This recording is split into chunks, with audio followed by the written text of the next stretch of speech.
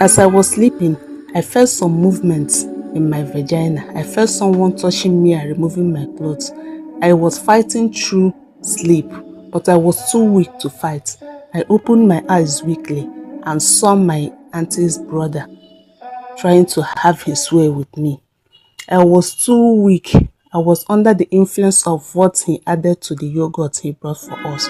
I was too weak, but I was just begging him weakly not to do that to me. But he did what he wanted to do. He took my virginity after all the love he was professing to me. When I regained myself, I cried bitterly. I was so moody for days. My auntie noticed and she was asking me what the problem was. I still couldn't tell her because I don't know how to break such news to her. But as she kept persuading me, I just told her that I am sick. She was angry at me as to why I would be sick and not tell her, and asked me if I wanted to kill myself.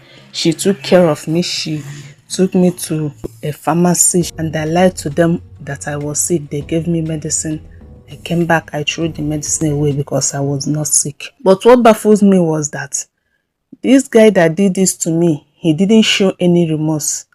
He was even bragging about it. When people are not around, he would tell me that if I'm not careful, he will do what he did again. But in all this, all my prayer was just that God should not let me get pregnant because of this act. Because I wouldn't know how I will face my mother. I wouldn't know how I will face my auntie. I wouldn't know how I will face the world. I wouldn't know who will believe me that I was raped. So I was just praying to God that I should not get pregnant. And as God will have it, 2 weeks later, I saw my monthly flow and I was convinced that I was not pregnant. I was so joyous. I thank God for not making me to get pregnant. And I forget about everything that happened. But that singular act from my auntie's brother killed something in me. It killed my emotion. It makes me believe that men can never be trusted. That when they tell you that they love you, they don't really love you. With what my auntie's brother did to me, coupled with what my auntie's friend used to complain about her husband, I became convinced that men are so wicked. One day, I went to school and I was very sick. The school authority called my auntie to come and pick me. So when my auntie took me from the school, she took me straight to the hospital. Labs ran through me. They found out that I was seriously down with malaria and typhoid. My auntie bought medicines for me. She took me to her shop.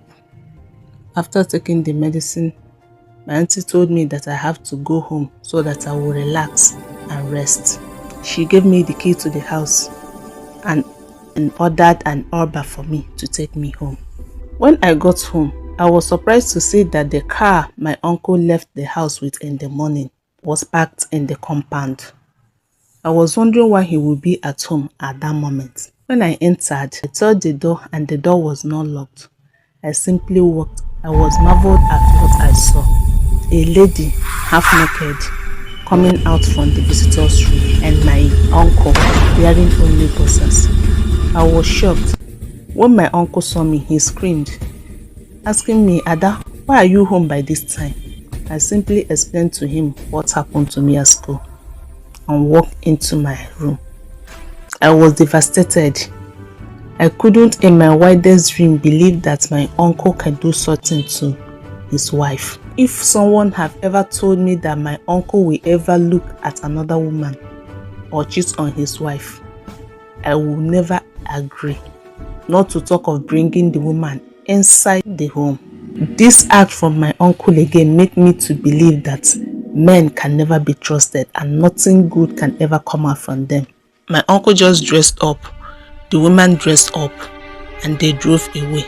Few minutes later, my uncle came back home and begged me not to mention what I saw to my auntie. I told my uncle that I didn't expect such thing from him. And how is he expecting me to hide such from my auntie? He pleaded and promised me a lot of things. And I told him that I'm not going to keep it away from my auntie because he promised me a lot of things, because all the things he promised, I won't even take them from him.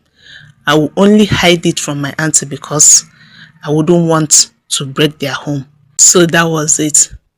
With all the experience I gathered in my uncle's house, I come to the conclusion that men can never be trusted, and I make up my mind that I will never have anything to do with men, whether a relationship, whether marriage. I will never venture into that. I finally grew up. I finished higher institution and was waiting to be posted for my youth service. And then my auntie asked me what I would like to do with my life.